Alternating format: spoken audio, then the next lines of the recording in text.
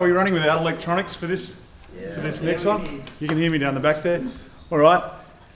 I'm under an incredible amount of pressure to talk today. One of our industry legends is here, sitting right in front of me. So, we've all looked up to Peter over the years. So, bear with me if I crack under that pressure.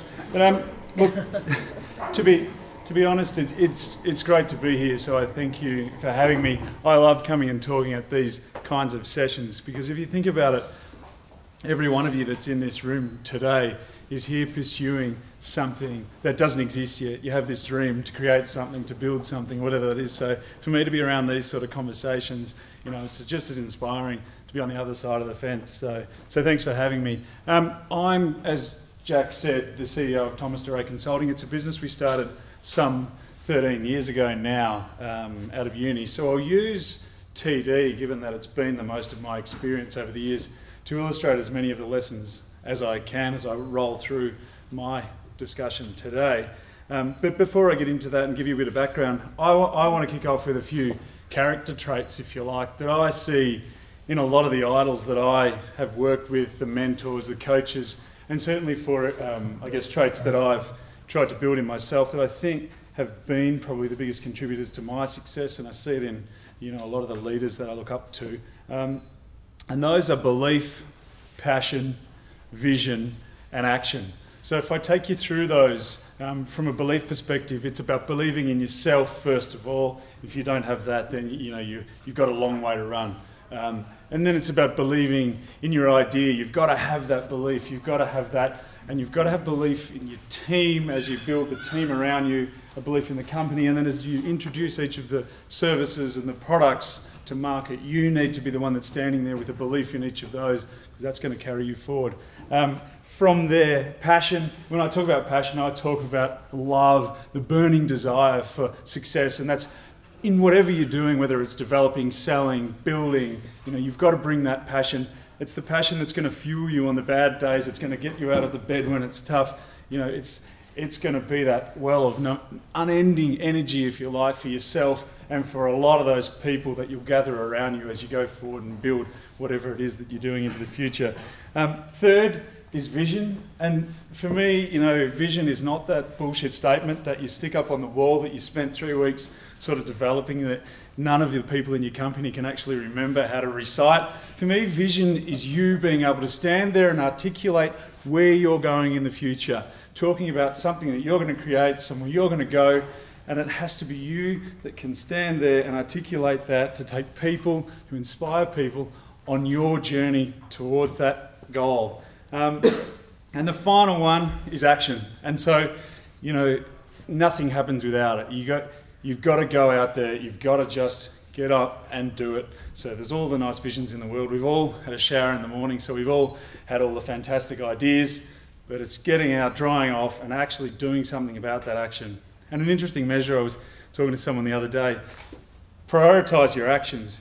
If you think that going down when you've started your new company to Officeworks and getting all the nice stationery and making your desk all nice and then spending the next 2 weeks on the logo and making that beautiful, if you think that's a prioritised action, maybe the test is, would you ring your mentor? Would you ring someone that is your idol? Would you ring your venture capitalist and say, hey, do you know what, today I got my desk looking good. So real prioritised action, pick up the phone, ring a customer, write that line of code, release that application to the marketplace, prioritise your actions and make it real action.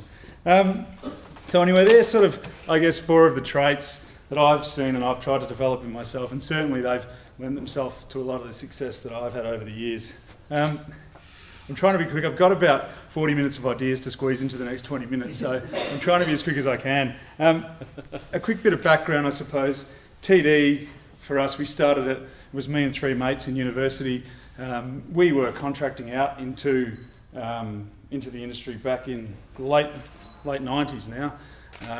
And we saw an opportunity in the marketplace, really simply. We were working for these companies, and for us there were sort of 2 things that we saw lacking. The first was real technical excellence. We were working for these companies that were selling automation, selling some amazing technology, and here we were, uni students, in the background running like rodents on a treadmill, doing this manual click, click, click, where it was being sold as sort of the automation.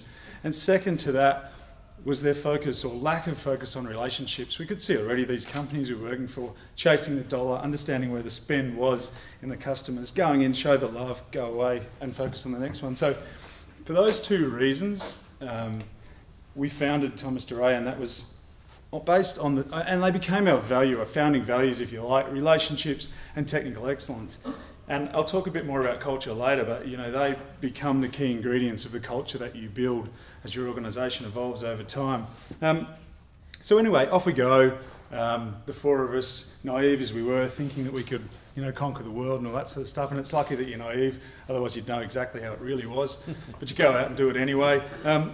Some years down the track, I had been, we'd gone along. We probably had 6, 8 people now working for us.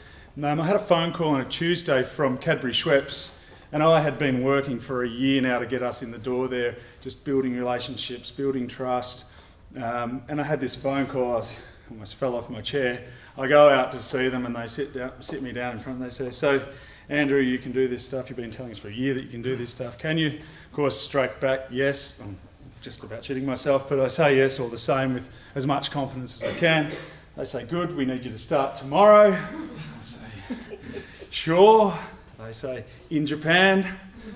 Anyway, and that was the first big break, I guess. And of course, everything else that was sort of in the way we pushed to the side. And I was in Japan, no word of a lie, 2 days later to start that project. I guess that was, somewhat good fortune, but a year of hard work to get in the door. We grabbed that opportunity with both hands, and it was a foundation to take us to the next step in the business. From there, if you roll forward now to probably, 2006, we saw another opportunity in the marketplace, something that was lacking, and we saw a product, which was VMware, that came into the market, right? Peter knows it well. We grabbed that with both hands. We saw the true difference that could make. You hear a lot of IT companies making big promises, but we could see what this could do in the marketplace. And so we got very, very good at being able to walk into a customer site, describe the value proposition, and then take them to the point where they were working with us to implement it. So through that course of time, I guess, if you think about it, how did we go as a business? We grew from that point of recognising VMware from 3 million in revenue to 30 million in the space of 24 months. So it was about 10x growth over 2 years. And at one stretch there, we hired 50 people in 50 weeks. This is just us 4 guys from uni that knew nothing about business. We went from sort of 10 clients to hundreds of clients. We listed, I think as Jack said, sort of 4 years in a row then on the BRW Fast 100. So we were consistently one of the fastest growing private businesses in the country. And we won a lot of awards, and I know Peter mentioned it, and it is very, very important. Any of the accolades that you can get from people outside of your business saying that you are up there and of the best of them, then you can use those, and especially, of course, if it's customers saying that, beats everything else. So how do we do it? And this is where when I come and sort of talk on days like today, I try to lift up, I guess, the lessons that become the most relevant for all of you, and it doesn't matter if you're in technology or you're off doing something in biochemistry or whatever it is. I've tried to, I guess, bring those lessons up, and there's 4 lessons that I suppose we've learned through that time of tumultuous growth that we've continued to apply. Those are, firstly, functionalising the business. Secondly, getting leverage in the business. Third, building culture within the business. And fourth, finding money. So I can talk firstly and briefly about functionalising the business. As you can imagine, we were sort of 4 guys that had come into this as uni students. We knew nothing about business. A lot would probably say we didn't know that much about technology either, but we were going very, very well. We had a flat structure. We were just hiring people into the business.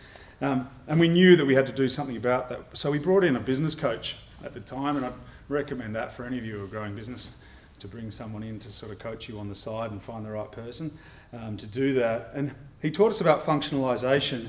And what that meant was that we would look at every single area of our business and try to understand what success looked like and be able to build a framework, a set of processes and some key performance indicators. So if you think about sales over on one side, and then through development, delivery, operations, admin, finance, HR. So even if you haven't got a person to sit across each of those areas, if you can functionalise your business to the point where you understand every area of business, you can start to see what's working very, very quickly, also what's not working as a good sort of leading indicator. A great example, I'm just going to walk around and grab a water.